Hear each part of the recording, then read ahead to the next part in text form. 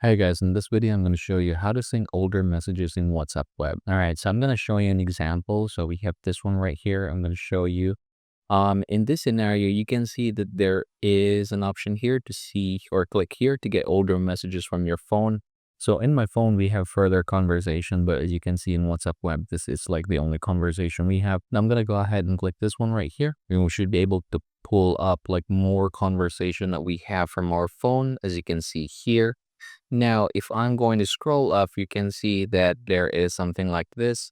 Messages and calls are encrypted. Only people in this chat can read, listen to, or share them. Click to learn more. Now, that means that in this scenario, what is happening is that we got all of the conversation that we have in our phone. So that's pretty good. Now, if you have more conversation with another person, say for example, this one, I can do the same thing. So I can go ahead and pull up and you can see there's more. And again, everybody, that is how you're going to sync older messages in WhatsApp web.